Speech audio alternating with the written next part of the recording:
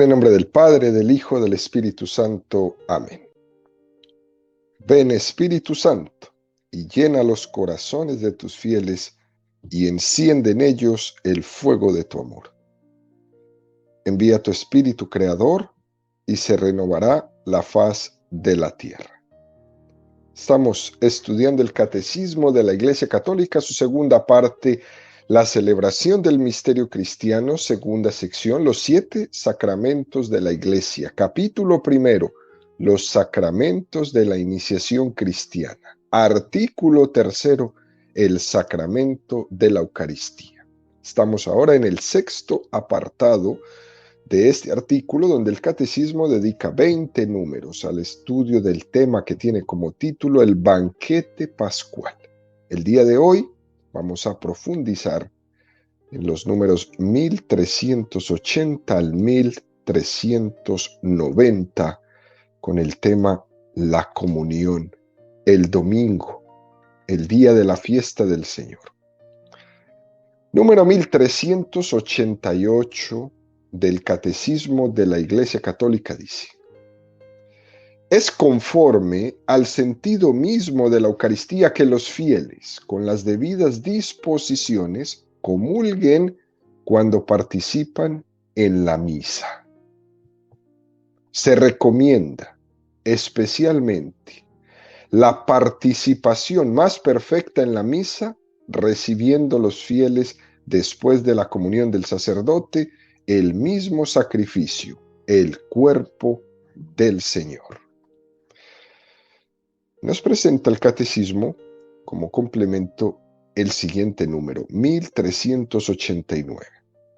La Iglesia obliga a los fieles a participar los domingos y días de fiesta en la divina liturgia, a recibir al menos una vez al año la Eucaristía, si es posible, en tiempo pascual, preparados por el sacramento de la reconciliación.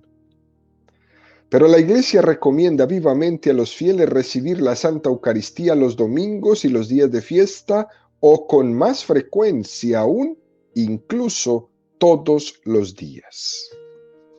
Son 2 números extraordinarios, queridos amigos, que a través de la historia de la Iglesia veremos cómo nos explica el Catecismo ha sucedido esto. Es frecuente que a veces nos formulemos la pregunta: ¿qué sentido tiene que haya un precepto, que haya un mandato de asistir a misa? Y la gente hoy día se pregunta: ¿cómo me pueden obligar a cumplir un precepto de un acto de devoción?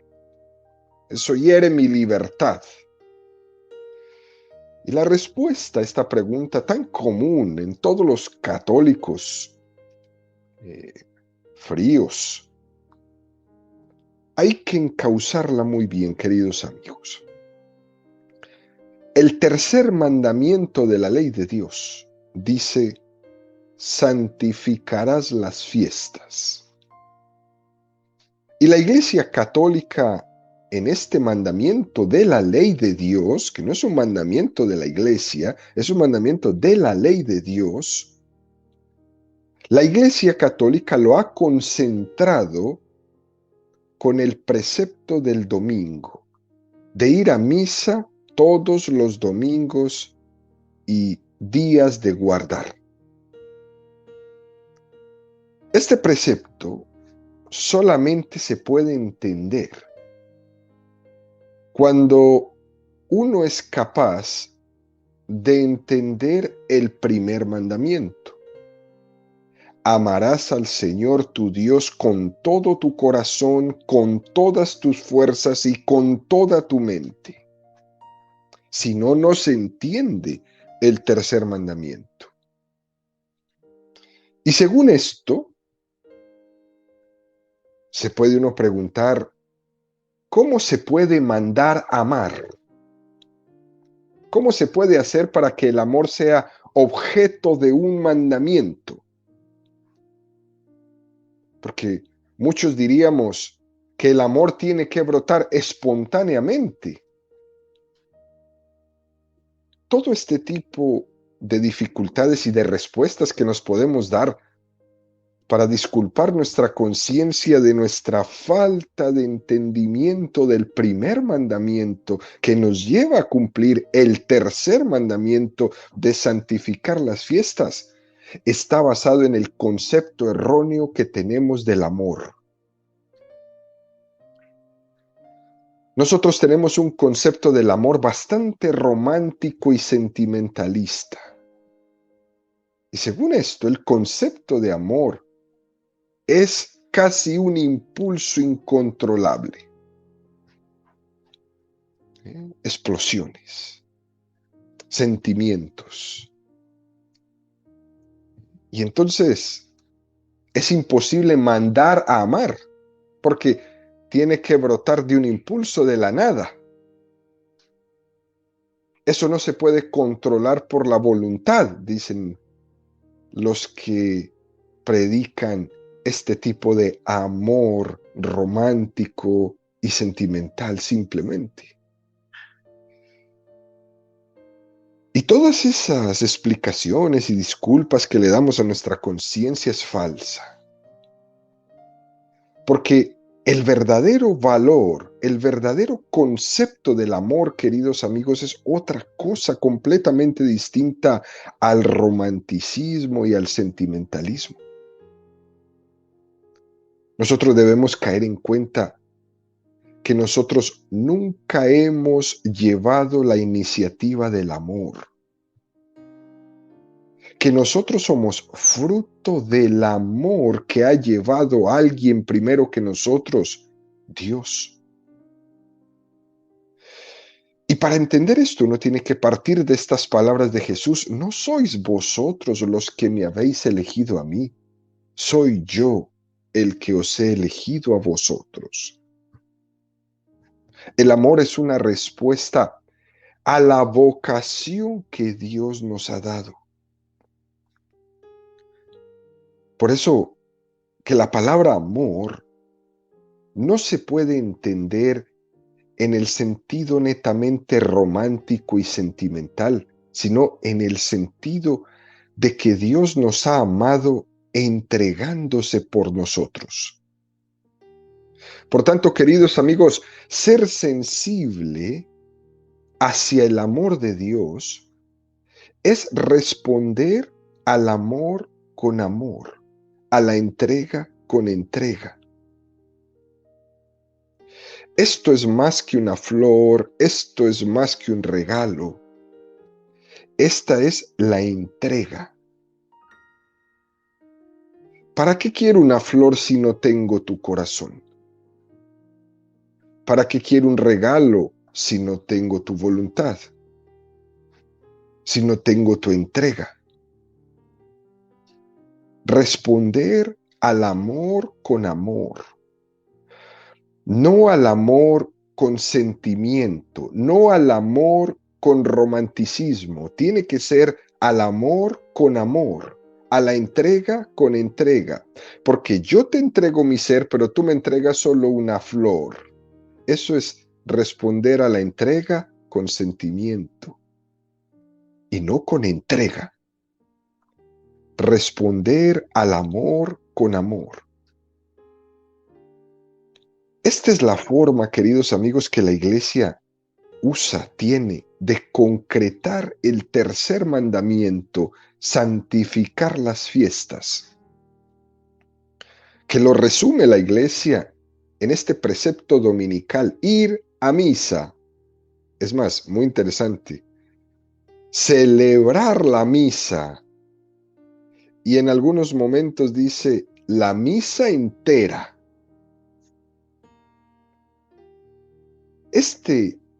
Ir a celebrar la misa los domingos es lo mínimo que se le pide a un católico para cumplir el tercer mandamiento de la ley de Dios. Es lo mínimo, es como una especie de señal en el camino, como que, mira, esto es lo que hay que hacer. Y es lo mínimo. Es como el semáforo que se enciende y se pone en rojo cuando uno no es capaz de responder al amor de Dios con algo proporcional.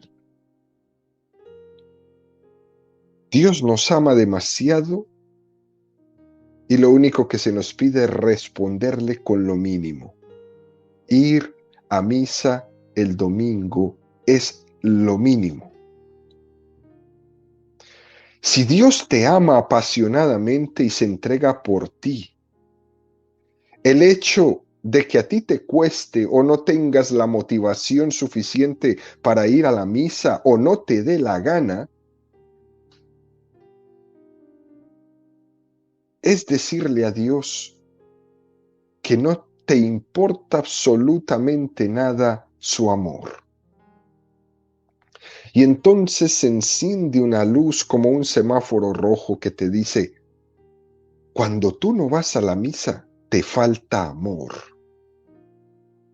Cuando tú no vas a misa, no eres sensible, no eres consciente de que has sido amado gratuitamente por Dios. Y esa inconsciencia se ve reflejada en toda tu vida.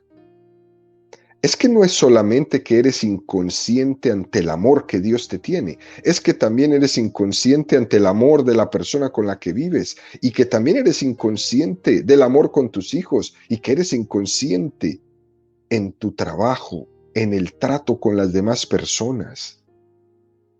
Eres inconsciente en tu propia vida, en tu propia salud física y mental. Te falta amor. Las personas no cumplen el tercer mandamiento de la ley de Dios porque no aman. Aquella persona que no tiene la disposición para asistir a la Santa Misa los domingos, en el fondo está pecando. Es no de no ir a misa, sino de falta de amor.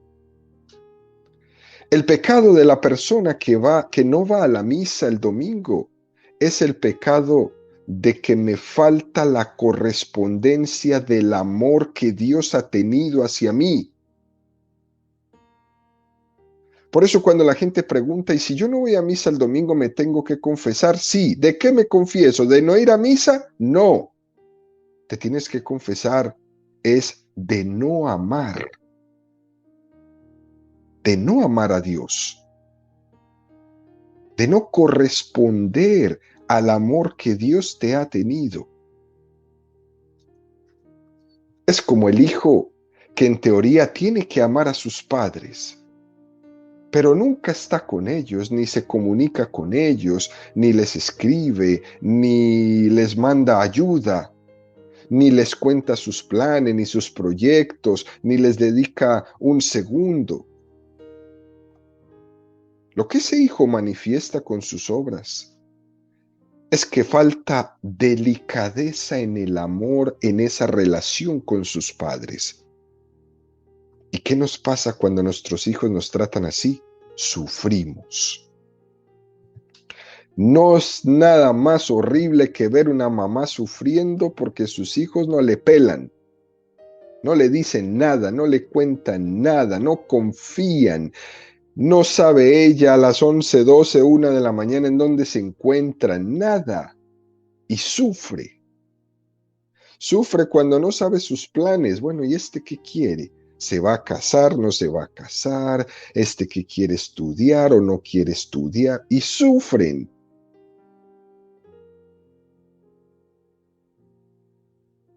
Es la respuesta malagradecida a tanto amor la que nos hace sufrir. Y es por eso que el precepto del domingo, cuando no está, nos está indicando la falta de amor y de correspondencia al amor de Dios. Y ese es el pecado. Vuelvo y repito, el pecado no consiste en la no asistencia a la misa el domingo, sino que la no asistencia a la misa del domingo es un indicativo de la falta de amor y de la falta de respuesta para responder al amor de Dios.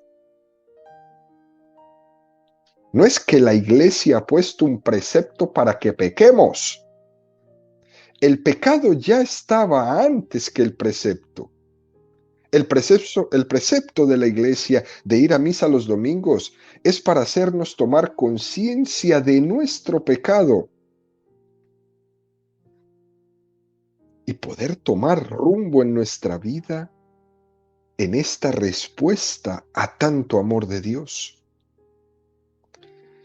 Tiene este precepto una función pedagógica y nos está constantemente recordando que en esa pereza, en ese desorden de vida, en esa falta de priorizar lo que es verdaderamente importante, en esa falta de darle centralidad al Señor el día domingo, nosotros, cuando tenemos una vida desordenada, tiramos por la borda nuestra relación con Dios y ponemos primero que Dios otras cosas que no son Dios. Y por eso el precepto de ir a misa los domingos nos llama la atención, nos jala la oreja. Nos está diciendo, gritando, mira que el Señor no está ocupando el primer lugar en tu corazón. Mira que el Señor no está ocupando el lugar que debe de tener en tu corazón y has puesto la carne asada en el primer lugar. O el partido de fútbol. O ir a las compras en el lugar donde debería estar Dios. A eso me ayuda el precepto. Fijémonos que también este número del catecismo dice que en la tradición de la iglesia se nos obliga a un mínimo, comulgar al menos una vez al año en la Pascua de Resurrección. Es decir, en esta semana que estamos celebrando. Esta semana hay que comulgar. Mínimo una vez al año. Se recomienda especialmente la participación más perfecta en la misa, recibiendo los fieles después de la comunión del sacerdote el mismo sacrificio, el cuerpo del Señor. Quiere decir que una participación en la Eucaristía no es plena, no es completa, si no se comulga. Pero mucho cuidado, ¿eh? No quiere decir que no tenga sentido escuchar, vivir, celebrar, asistir a la Eucaristía si no se comulga. Por ejemplo, alguien que asiste a la misa, pero tiene un pecado grave que le cuesta superar, que no se siente con convicción de hacer una confesión con un propósito de enmienda para cambiar una situación irregular en su vida. Pero va a misa. Celebra la Eucaristía en la comunidad. ¿Qué le aconseja la iglesia? Que asista a la misa aunque no comulgue. En esa asistencia a la misa, sin acercarse a comulgar, en esa intención, también puede recibir la gracia de Dios para que llegue el momento de la fortaleza que esa persona necesita para superar su pecado, para superar aquello que le tiene alejado de la comunión, para tomar las decisiones, arreglar las situaciones, poner en orden en lo que está desordenado y poder tomar la comunión. Lo peor es dejar de participar. con la disculpa de que como no puedo comulgar, entonces, ¿para qué voy a celebrar la Eucaristía? Para uno hacer esto, es necesario tener humildad. Es como la parábola del fariseo y el publicano. Aquel publicano que no se atrevía a levantar los ojos y estaba al final del templo, ese salió justificado. Es posible la asistencia a la Santa Misa con una conciencia que uno no está bien preparado para comulgar, pero que está en ese proceso y en ese discernimiento y en esa conquista para lograr pronto poder comulgar.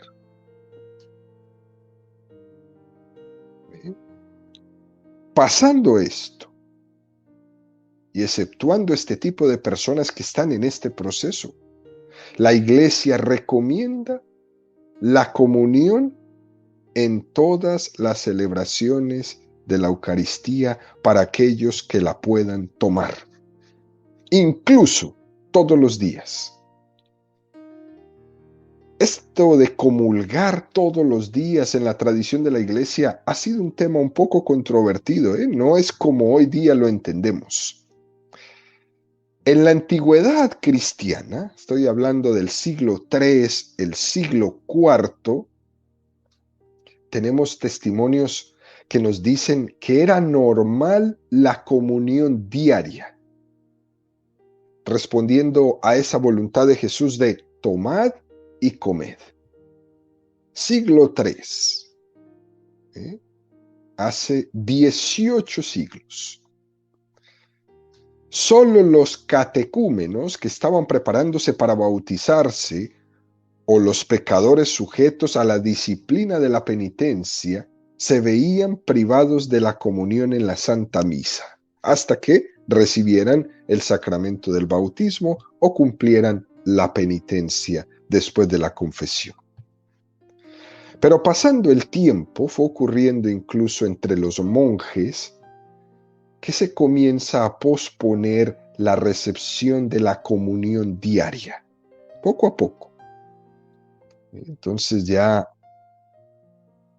no se daba la comunión diaria porque tenían miedo de que comulgar demasiado frecuente podía hacer que la persona cayera en la rutina y perdiera el sentido de a quién estaba comulgando. Y entonces esto empezó a tomar mucha fuerza entre los monjes y se empezó a perder la costumbre de comulgar en todas las Eucaristías donde uno asistía y se dejaba la comunión solo para el día domingo.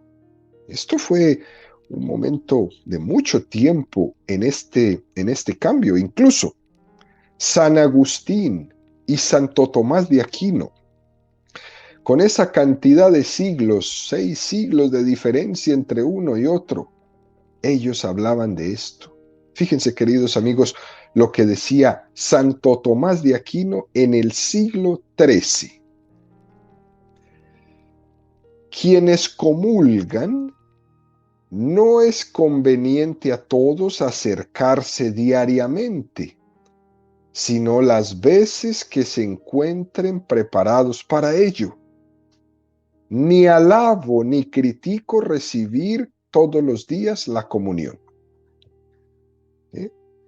Interesante esto que decía Santo Tomás de Aquino. En el siglo XIII, decía también Santo Tomás, el amor enciende en nosotros el deseo de recibirlo, y del temor nace la humildad de reverenciarlo. Las dos cosas, tomarlo a diario o abstenerse alguna vez, pudiéndola tomar, son indicios de reverencia hacia la Eucaristía. Precioso esta expresión de Santo Tomás de Aquino. Pero San Agustín, en el siglo V, decía San Agustín, cada uno obre en esto según le dice su fe piadosa, ante lo que no altercaron Zaqueo ni el centurión. Por recibir uno gozoso al Señor, y por decir el otro, no soy digno de que entres en mi casa. Los dos glorificaron al Salvador, aunque de distinta manera. Qué cosa tan interesante que dice San Agustín. Zaqueo y el centurión. Gozoso de recibir al Señor en mi casa, Zaqueo.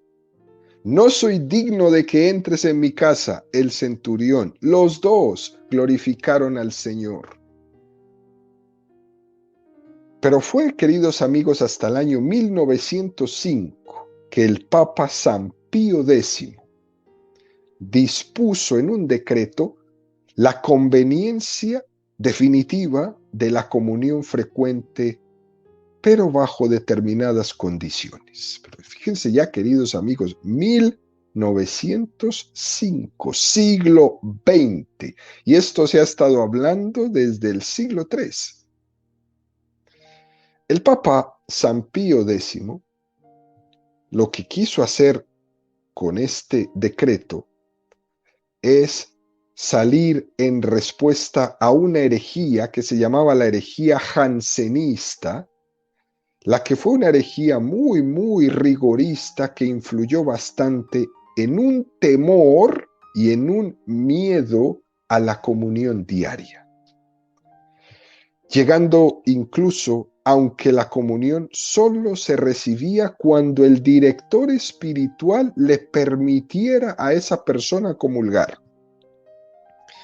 Y por eso el Papa San Pío X salió al paso de esta herejía jansenista diciendo lo siguiente: el deseo de Jesucristo y de la Iglesia de que todos los fieles se acerquen diariamente al sagrado convite se cifra principalmente en que los fieles unidos con Dios por medio del sacramento encuentren fuerza para reprimir la concupiscencia, para borrar las culpas leves que diariamente ocurren y para precaver los pecados graves a que la fragilidad humana está expuesta. Es una respuesta increíble, queridos amigos. De ahí que el Concilio de Trento haya llamado de esta manera tan preciosa a la Eucaristía antídoto por el que nos libramos de las culpas livianas y nos preservamos de los pecados mortales. Según esto, la comunión frecuente y cotidiana está permitida a todos los fieles de cualquier condición. Y estas son las disposiciones que dio el Papa San Pío X y las que aconsejó para la comunión frecuente. Primera, dice: de suerte que hoy a nadie se le puede impedir tomar la comunión con tal de que esté en estado de gracia y se acerque a la comunión con recta y piadosa intención. 2. La recta intención consiste en que quien se acerque a la Sagrada Comunión no lo haga por rutina, tampoco por vanidad y tampoco por respeto humano, sino para cumplir la voluntad de Dios y unirse más íntimamente a Él por la caridad. 3. Aunque cuando conviene sobremanera que quienes reciben frecuentemente y hasta diariamente la comunión estén libres de pecados veniales, por lo menos de los más plenamente deliberados, basta, sin embargo, que no tengan culpas mortales con propósito de no pecar más en adelante. 4. Ha de procurarse que a la Sagrada Comunión preceda una diligente preparación y le siga una conveniente acción de gracias. Y quinta, el confesor debe de intuir y ayudarle al penitente para dispensarle a una recepción más adecuada del sacramento de la Eucaristía. 5 disposiciones muy hermosas, queridos amigos, que vale la pena ir sobre ellas, buscarlas por ahí en el internet. ¿Cuáles son las disposiciones para recibir la comunión todos los días? Nosotros es posible que cuando empezamos a comulgar todos los días, empezamos a comulgar con demasiada ligereza, sin caer en cuenta del tesoro tan grande que supone la Sagrada Comunión. Y hay 2 testimonios muy, pero muy interesantes.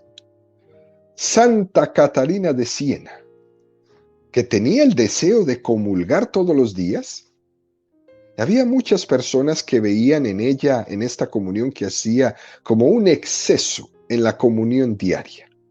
Y a Santa Catalina le dijeron que San Agustín no alababa, pero tampoco condenaba, que había que tomar una postura intermedia en este tema, sin exagerar por un lado ni por el otro. Eso fue lo que le dijeron a Santa Catalina. Y entonces, la respuesta de Santa Catalina de Siena fue: si San Agustín no lo reprueba, os ruego que tampoco lo reprobéis vosotros, y eso me basta. Precioso.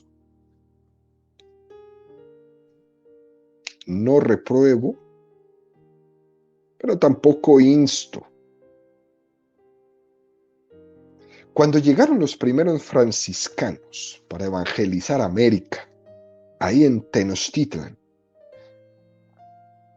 al principio no se atrevían a dar la comunión frecuentemente a los indios del lugar. Pero hubo un dominico, un fraile que se llamaba Julián Garcés, que le escribió una carta al Papa Paolo III sobre esto de la comunión diaria para los indios. Y el Papa le respondió a Fray Julián Garcés lo siguiente: no se le niegue la comunión diaria a los indios. Todos deben ser admitidos como todos los demás cristianos. Precioso. Y eso fue una norma que se admitió en el primer concilio de México en el año de 1539. Imagínense de lo que estamos hablando. Recién iniciada la evangelización. Por todo esto, queridos amigos, es importante que valoremos mucho la comunión diaria, pero también los consejos para tomar esta comunión diaria. Y que también, si no estoy preparado para tomar la comunión diaria, tampoco es que está mal no tomarla. Aquí lo que se trata es de ir creciendo en la conciencia de la preparación perfecta para recibir a Jesucristo en la Eucaristía. Lo que no debe faltar es la comunión el domingo. Eso es lo importante, la comunión del domingo. Esto también nos lleva un poquito a pensar y a apreciar mucho aquello que algunos o quizás muchos santos no tuvieron. Saben ustedes que Santa Teresa de Jesús peleaba con su confesor para que le permitiera comulgar en determinadas fiestas, porque no lo podía hacer. Nosotros lo podemos hacer, y pudiéndolo hacer, no lo hacemos. Algo para reflexionar cada uno. Por último, número 1390 del Catecismo dice: gracias a la presencia sacramental de Cristo bajo cada una de las especies. La comunión bajo la sola especie de pan ya hace que se reciba todo el fruto de gracia propio de la Eucaristía. Por razones pastorales, esta manera de comulgar se ha establecido legítimamente como la más habitual en el rito latino. La comunión tiene una expresión más plena por razón del signo cuando se hace bajo las dos especies, ya que en esta forma es donde más perfectamente se manifiesta el signo del banquete eucarístico. Es la forma habitual de comulgar en los ritos orientales. Es un número instructivo que nos está diciendo que la afirmación número 1 es que aunque uno comulgue bajo la especie del pan únicamente, está comulgando al Cristo entero. Es el mismo Cristo, cuerpo, alma y divinidad. No estamos comiendo solamente que con el pan estoy comulgando a la mitad. No, es el Cristo entero. Es lo mismo que si se acaban las hostias consagradas y todavía estoy en la línea y ya se acabaron las hostias consagradas y el sacerdote me pasa el cáliz. Y entonces yo tomo un poco de la sangre de Cristo, estoy comulgando al Cristo entero. No puede una persona decir, como no me dieron el pan, sino que me dieron la sangre, comulgué la mitad. No. Sea una o sea otra de las especies, es el mismo Cristo entero, cuerpo, alma y divinidad. Pero dice este número del catecismo que por razones pastorales, esta manera de comulgar se ha establecido legítimamente como la más habitual en el rito latino. Comulgar solamente bajo la especie del pan. ¿Por qué?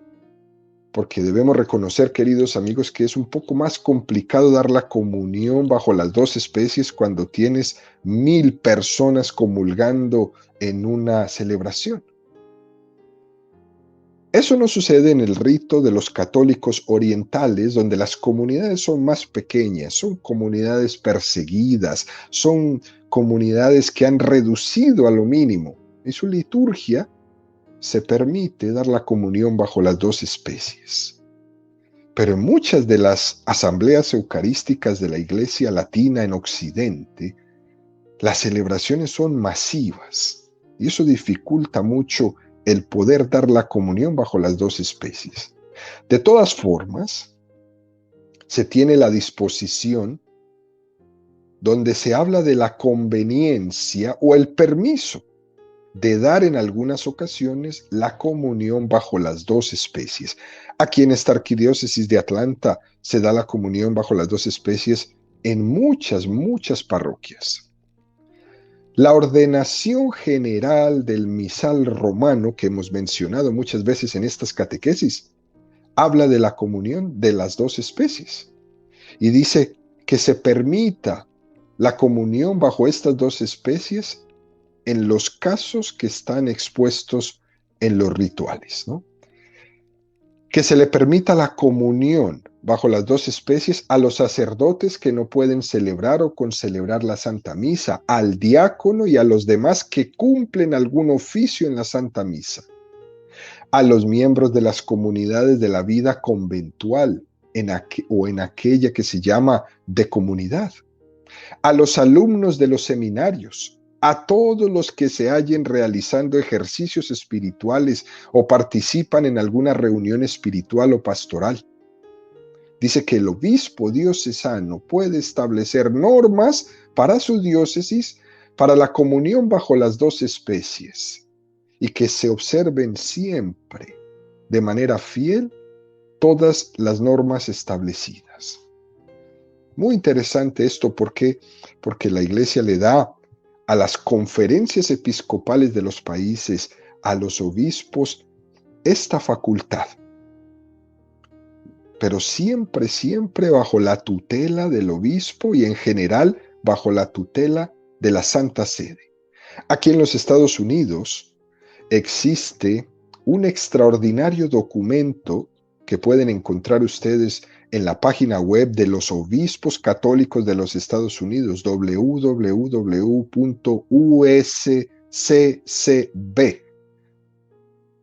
Se llama Normas para la distribución y recepción de la Sagrada Comunión bajo 2 especies en las diócesis católicas de los Estados Unidos.